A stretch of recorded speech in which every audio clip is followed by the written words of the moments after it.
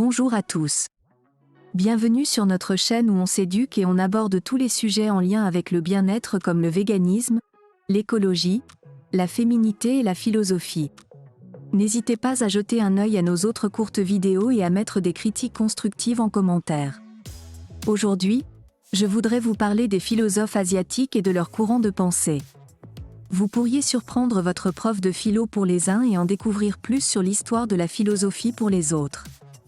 Commençons par la philosophie chinoise. La philosophie chinoise est une tradition très riche et diversifiée, qui comprend de nombreux penseurs et écoles de pensée. Parmi les plus célèbres, on peut citer Confucius, Lao Tse, Mozi, Zhuangzi et Mengzi.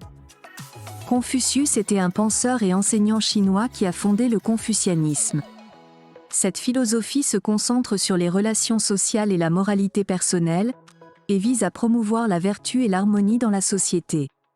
Confucius a souligné l'importance de l'éducation, de la bienveillance et du respect des anciens. Lao Tse est considéré comme le fondateur du taoïsme, une philosophie qui se concentre sur le concept de Tao, qui signifie « la voie » ou « le chemin ». Le taoïsme préconise la spontanéité et la simplicité dans la vie, et encourage l'harmonie avec la nature. Mozi était un penseur chinois qui a fondé le moïsme, une philosophie qui prône l'égalité, la fraternité et l'utilitarisme. Le moïsme met l'accent sur l'importance de l'amour universel et de l'égalité sociale. Zhuangzi était un philosophe taoïste qui a écrit des textes importants sur le taoïsme.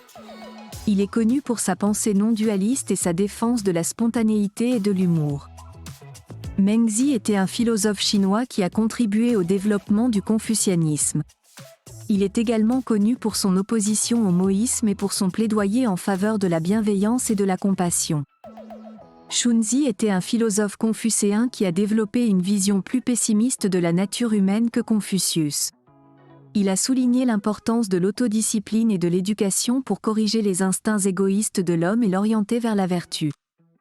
Han Feizi était un philosophe légaliste qui a élaboré une théorie politique axée sur la puissance de l'État et l'application stricte de la loi. Pour Han Feizi, l'ordre social était plus important que les individus et les lois devaient être appliquées avec rigueur pour maintenir la stabilité. Wang Yangming était un philosophe néo-confucéen qui a mis l'accent sur l'importance de l'intuition et de l'expérience personnelle dans la quête de la vérité. Pour Wang Yangming, la connaissance n'était pas seulement intellectuelle, mais également intuitive et liée à la nature humaine. En somme, la philosophie chinoise est une tradition très riche et variée, qui mérite d'être étudiée et explorée en profondeur. Les courants de pensée que nous avons évoqués ici ne sont que quelques exemples parmi tant d'autres, mais ils nous permettent de mieux comprendre la richesse et la diversité de la philosophie chinoise. Voici une présentation de 8 philosophes japonais et leurs courants de pensée. 1. Nishida Kitaro était un philosophe important du mouvement Kyoto de la première moitié du XXe siècle.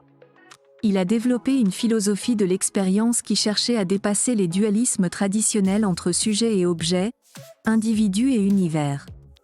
Il a également développé une théorie de l'absolu qui mettait l'accent sur l'importance de la conscience. 2. Watsuji Tetsuro était également un philosophe important du mouvement Kyoto. Il a développé une théorie de l'éthos qui mettait l'accent sur la relation entre l'individu et la communauté, ainsi que sur l'importance de l'environnement naturel dans la formation de la culture. 3. Nishitani Keiji était un autre membre important du mouvement Kyoto.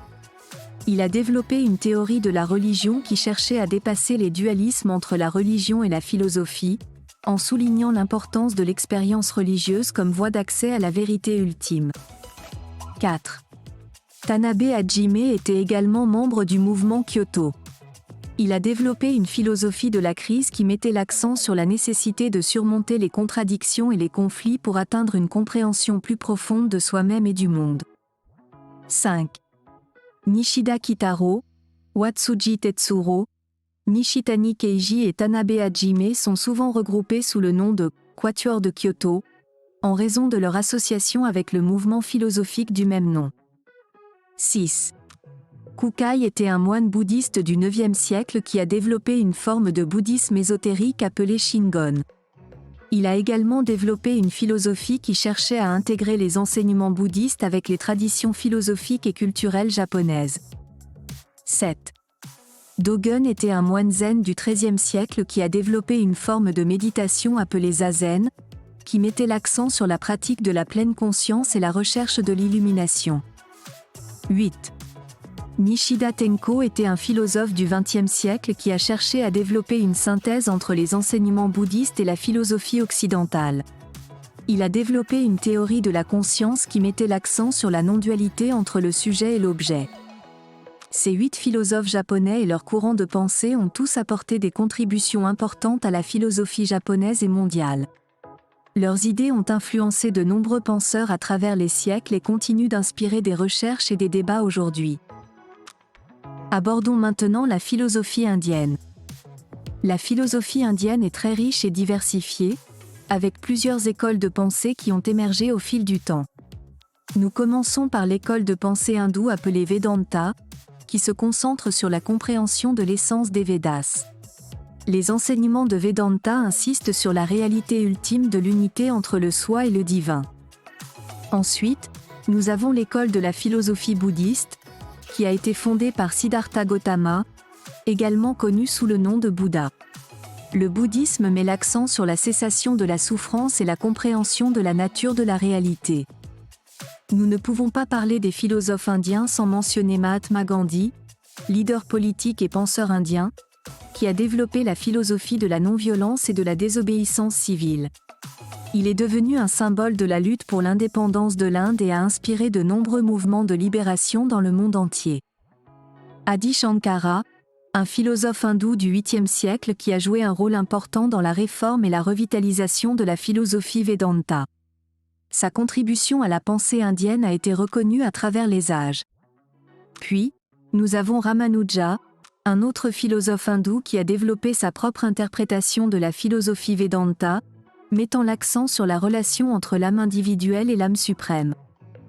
Le prochain philosophe sur notre liste est Madhvacharya, qui a fondé l'école de la pensée Dvaita Vedanta, qui soutient que l'âme individuelle et l'âme suprême sont distinctes et séparées. Nous avons également Nagarjuna, un philosophe bouddhiste qui a développé la notion de shunyata ou vacuité, soulignant l'absence d'une nature ultime et indépendante dans tous les phénomènes. Ensuite, nous avons Ashoka, un empereur bouddhiste qui a joué un rôle important dans la propagation du bouddhisme en Inde et dans le monde entier. Son influence s'étend toujours à travers les cultures et les époques. À présent, nous avons Swami Vivekananda, un philosophe hindou moderne qui a contribué à la revitalisation de la pensée Vedanta au XIXe siècle. Son message de l'unité de toutes les religions a inspiré de nombreuses personnes dans le monde entier. Enfin, nous avons Jiddu Krishnamurti, philosophe et penseur spirituel indien, connu pour ses idées sur l'auto-observation et la transformation personnelle. Ces idées ont inspiré de nombreuses personnes à travers le monde à vivre une vie plus consciente et plus éveillée. Voilà pour aujourd'hui, j'espère que cette liste de philosophes asiatiques vous a intéressé et que vous avez appris quelque chose de nouveau. N'oubliez pas de vous abonner à notre chaîne pour plus de vidéos sur la philosophie mondiale et d'autres sujets intéressants. Merci de m'avoir écouté, à bientôt.